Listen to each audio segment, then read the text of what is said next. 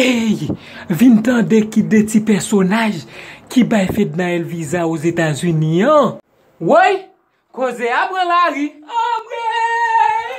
Cause après la rue.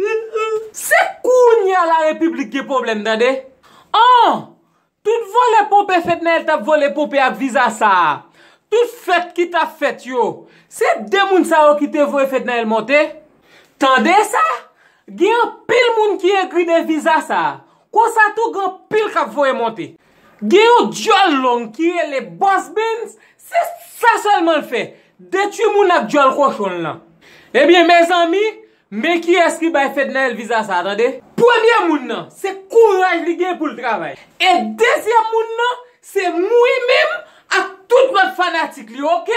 Malé, c'était Black sans filtre.